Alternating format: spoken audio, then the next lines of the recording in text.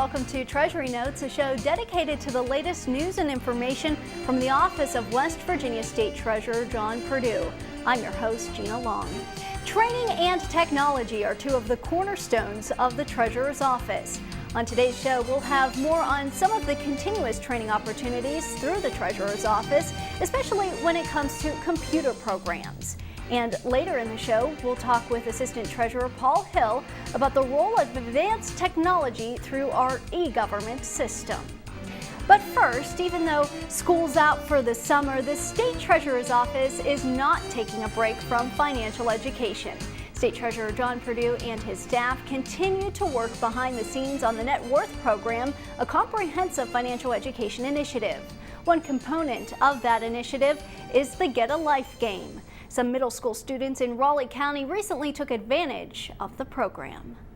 Get a Life, that's what some students at Independence Middle School in Raleigh County were told to do just days before they started summer break. These students are taking part in West Virginia State Treasurer John Perdue's Get a Life game, which simulates a real-life budget. I just think it's great that the Treasurer's office does this type of thing, because this is life. This is real life.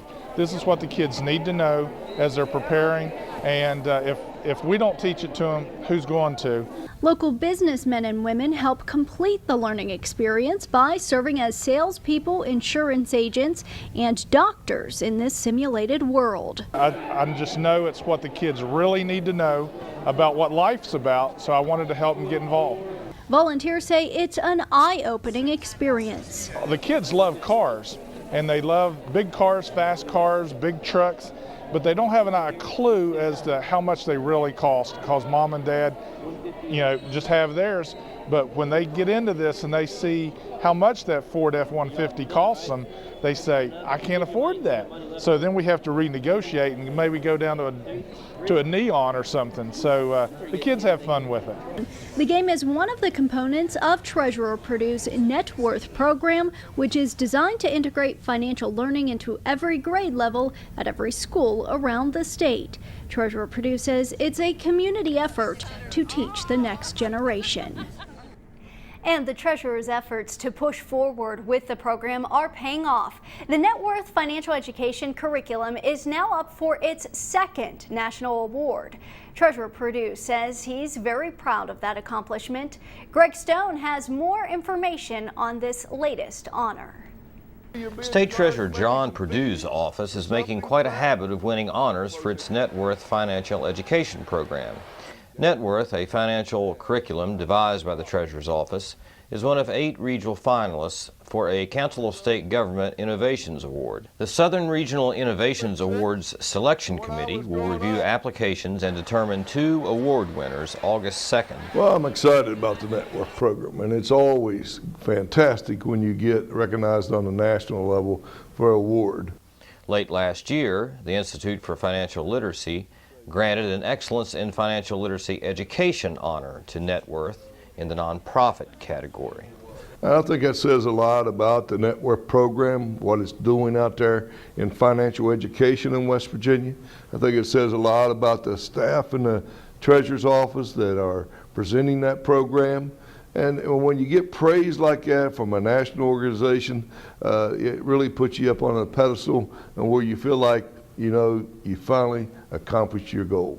Treasurer Perdue says a key component of Net Worth is its easy conversion into the existing curriculum. I think that is what made this program so great, is that we're teaching financial education to our students in West Virginia that they don't really know that they're getting until really they get out in the real world. A signature activity of Net Worth is the Get a Life game.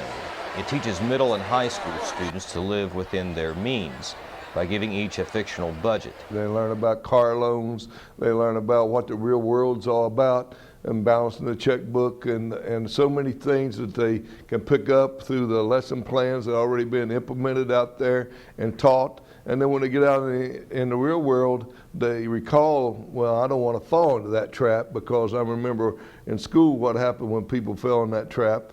Only 4.2% of students were able to achieve a correct score of 60% during a preliminary test. Following just one semester of instruction, the percentage had quadrupled to 16%. A little bit every year really makes a difference and has made a difference in the students of West Virginia. Big honor for the Treasurer's Office. Well, education for children isn't the only passion for State Treasurer John Perdue. The Treasurer also has a strong commitment to continuing education for adults. That's one reason he developed a computer training facility for his employees. Now, almost a decade later, the training center has become a state-of-the-art facility for all state, county, and local government employees. In fact, hundreds take advantage of the free classes every year. Here's more. David Cole with the Department of Environmental Protection spends many of his work days in front of a computer, but he says that doesn't make him a computer expert. I've been using Excel probably since '94, and a lot of times it's learn on your own, you know, and I found out how little I've learned. Cole is taking advantage of State Treasurer John Perdue's computer training facility at the state capitol. The training is very important, and I'm glad the State Treasurer's Office is stepping forward and giving state employees training. You learn everything from navigation around the interface to how to actually apply. So we try to give relative examples of where you might encounter some of these tools and applications and their uses in your work every single day. Brian Bailey is the Director of Employee Development at the Treasurer's Office. He says this free training is an important learning opportunity. Fact of the matter is the tools of the office place have changed, and this is what we're faced with every day when we walk into a new job. These are the tools that we're given, and not everyone is proficient at using those tools. State, county, and local government employees have the opportunity to learn all levels of Microsoft Word, Outlook, PowerPoint, Excel, and Access. You do it the easiest way, and you forget that there's sometimes quicker ways to do things, but you forgot how to do it. This free training has developed into a premier system for government employees. But it all started in May 2001 as a cost-effective training program for the Treasurer's Office. Instead of sending folks out for training, we developed a training center in-house, and when we first started, that's what we were doing. We were focusing on State Treasurer's Office employees, and we were giving them, at their convenience, an opportunity to get some training without having to go outside of the office. We could do it all internally. To date, government employees have received more than 28,000 estimated hours of training through the center. That adds up to an estimated government savings of more than $735,000. To find out more about the Treasurer's training facilities or to find a schedule for next quarter, log on to www.wvtreasury.com. With the emphasis on computer training at the Treasurer's Office, it shouldn't be surprising to find out that the Treasurer's Office is also a leader in online banking services and technology. When we return, we'll talk with today's guest, Assistant Treasurer Paul Hill, about the importance of e-government. Stay with us. We find all kinds of items, and that becomes unclaimed property, and it mounts into millions of dollars. It could be stock, it could be CDs, but it could also be a diamond ring or a gold watch of your dad's. We returned over $50 million to the people of West Virginia. I'm proud of that. You can go on our website, you can look at the names and see if your name's on there or someone that you recognize. We set the standards in the nation in returning unclaimed property.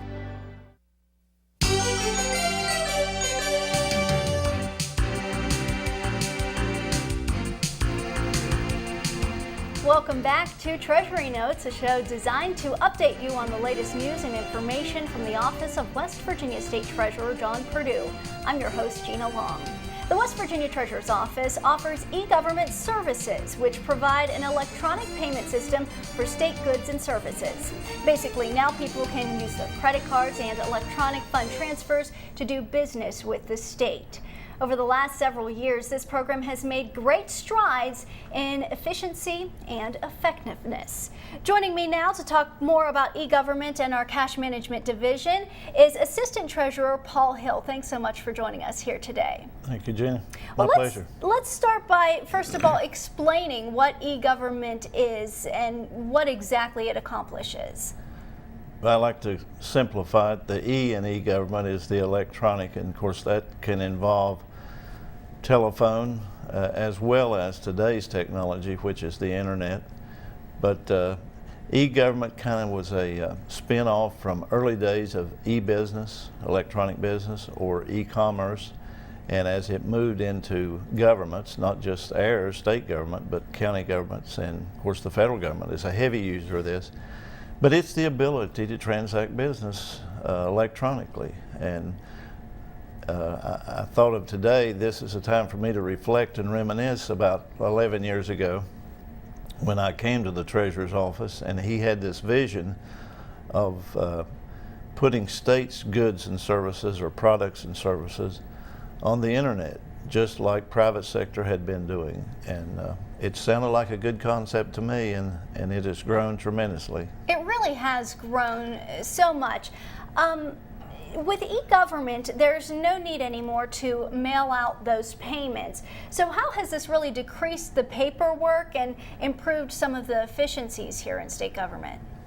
I used to say when I went to state agencies, in the beginning it was a sales and promotion to try to get agencies to convert from the traditional paper process. But convincing them that if we could take that check out of this process, process a check from the time it is written by the user until it goes through that whole system and back in their bank statement, is a time-consuming and an expensive. It's expensive. And I used to say to the agencies, we have a selfish interest. If we can reduce the number of paper checks that goes through the system that we have to be involved with in the banking system, we can save money. And of course, besides the savings, the agencies can have savings also, but it's a convenience to the customer especially. You're talking about the agencies. Why don't you tell us some of the agencies that do use this system and use it successfully? E-government is available to all of our state agencies, and I'm not sure they count today, but we have lots of state agencies that we deal with. Of course, you can almost break them into sectors. We have our education, which involves colleges and universities, and our community colleges. And of course, you also, within state, you have all the agencies that are involved in any kind of revenue collection or payments. That might be a permit, that might be a license. And another sector in state agencies is boards and commissions. We have well over 40 boards, commissions, and authorities that most of those boards and commissions, or boards in particular, are licensing for professional and occupational, so we're involved there. Now, the bigger users naturally would be our universities, because tuition and fees is a big ticket item. That's true. I have a note here that West Virginia University students and their parents are leading the way with $7 million worth of e-government transactions. Other state universities also use the program. How is this a benefit to all those parents and students out there who can now pay their tuition online?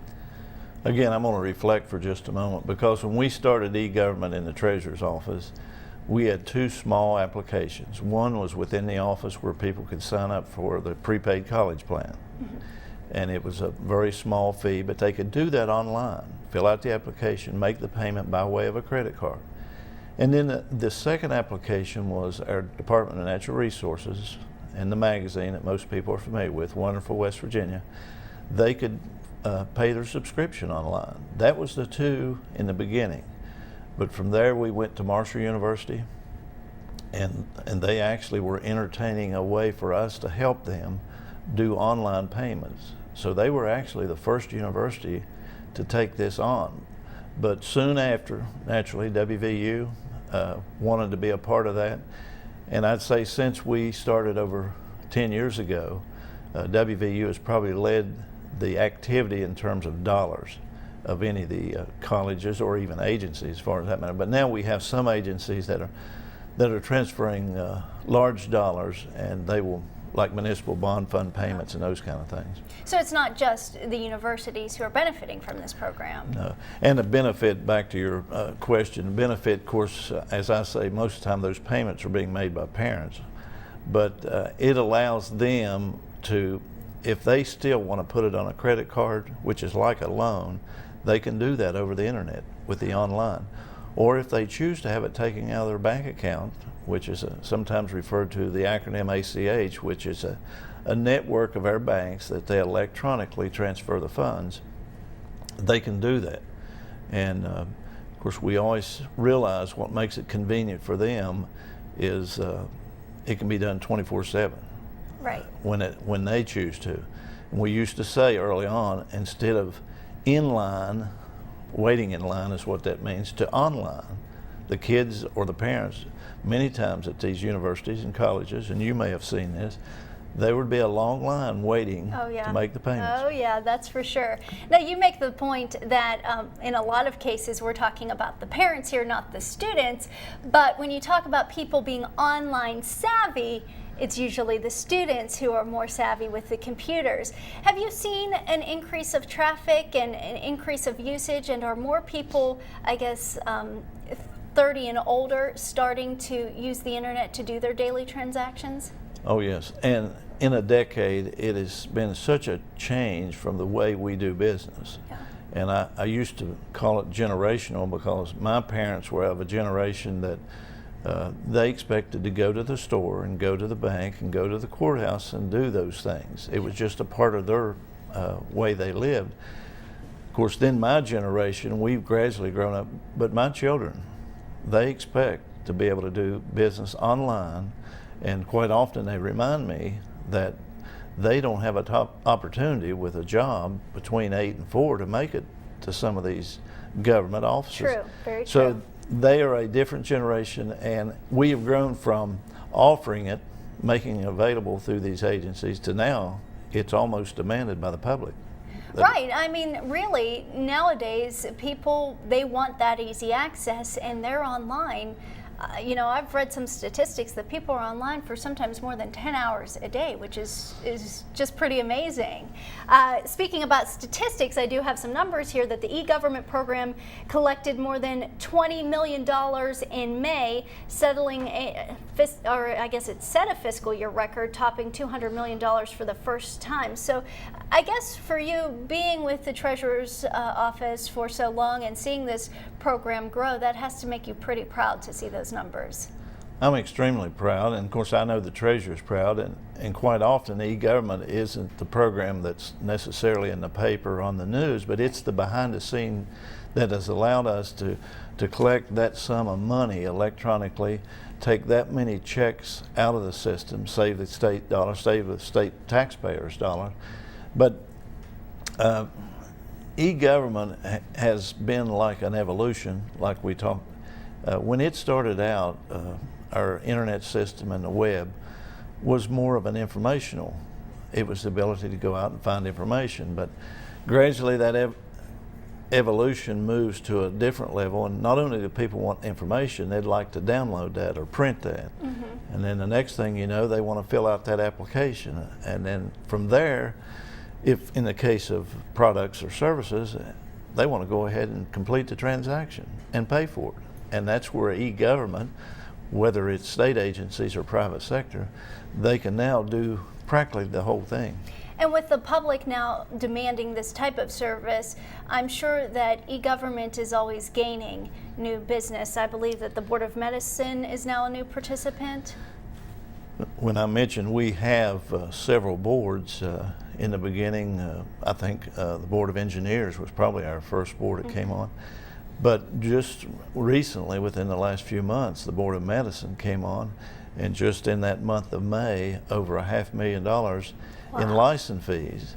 And of course, a lot of those license fees are to be paid annually, and that means writing a check, send it in the mail, and get back your certificate or whatever.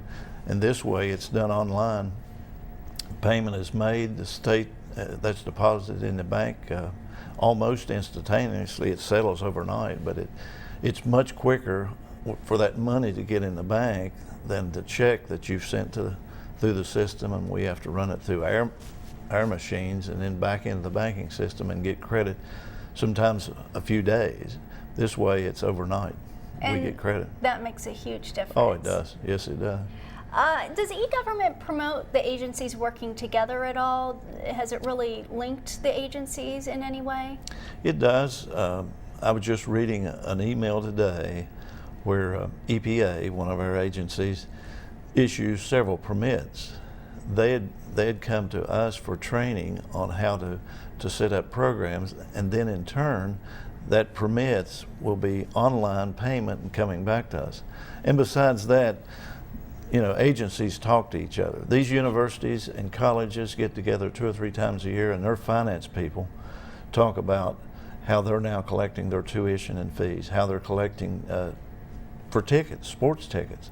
Even courses that are not credit courses can now be paid for and registered online. Community colleges quite often will use that registration. So they're all working together and talking, which is good advertisement for us.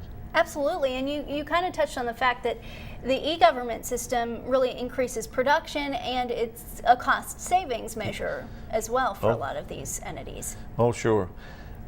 You know, we have to change with the times, but there's inefficiencies in the way we've customarily collected payments. I tell people I don't think we will ever do away with currency and coin. We may never do away completely with checks, and we've moved to plastic, whether it's a debit or a credit, and that'll probably be around. But we now so often, your generation, when you go online, you may use your credit card number, but you won't be swiping that card or handing it to a merchant, but you're still using that network to pay for that. Absolutely. So we're constantly changing, and what I keep emphasizing, and I think Treasurer Perdue, is we must be in some ways like private sector. If the public is expecting to go online and buy books, and even to the extreme of buying cars, they expect to be able to go online and make their payments for a license. They need to go online and pay that tuition. We have to give them the same expectation and fulfill that as best we can. Very quickly, I'd like to talk about security. When you talk about doing things online and making payments online, that always raises the question of security. How secure are those transactions? Well, these information officers will tell you that nothing is 100% secure, and neither is it in the paper world. But security is always an issue. It is one of the first concerns that comes up from the agency standpoint, and to the educated user of the internet, it should be a concern, security. Our transactions over e-government and all of our payment systems, we use an encryption system that allows the customer to have that assurance that that transaction is being, I call it a translation, so that just anyone can't see it. It's not like our email system where people can go out and capture some of it, but it's on a secured, sometimes called an SSL, and it's an encryption system. But Gina, that is probably priority one. And when it comes to e-government, a couple other things people want. They want that access. They want to be able to do that business 24 hours a day. And of course, the other thing is privacy. When we are collecting people's credit cards, whether it's at the university or a board or whatever, that credit card information is in that encrypted manner, and of course it's not stored on that system either. It's not stored on the agency system. And the treasurer is always talking about his office being the bank of state government. How does this service compare to the services that your typical bank out there would provide? Well, I think we should be the bank of state government, because we have the responsibilities. Instead of collecting deposits like banks will, we're collecting revenue of the state for a variety of things, from taxes to those things we've discussed. And we have a responsibility of getting that money in the bank as quickly as possible. And a lot of that has to be done electronically. And in turn, the customer has to be able to go out and look and see that they got the payment and it's confirmed. And much of our programs are online, so that, like our banks, online banking, that's where we are. And to a limited extent, we have the investments, short-term investments of the state. So we are like a bank, but that means we need to use some of their technology and adapt it to our office, and we're doing that. Are there any other things in the works for e-government as we look to the future? course, I started out early in e-government, and now I should mention a lady named Lila Miller is overseeing our e-government system now in the office. And of course, you can go onto our network to get further information. But yeah, what I'd like to do is see more of those agencies utilizing e-government and more of those boards and commissions signing on to it. But we have a whole new frontier out there with what I'll call local governments, political subdivisions, our cities and our towns and our municipalities, and our school system, our boards of education. I'd like to convince more of them to utilize e-government. It would help the state, but it helps our office too. All right.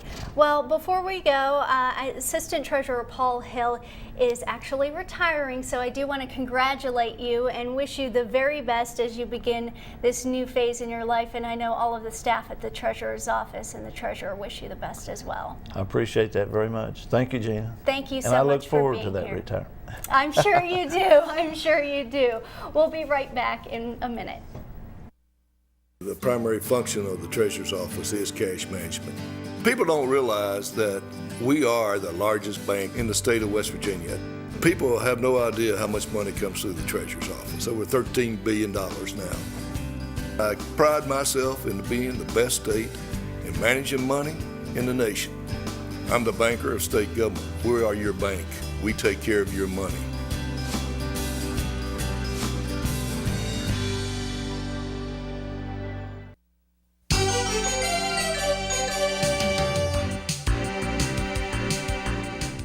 It is shaping up to be an exciting summer for the State Treasurer's Office.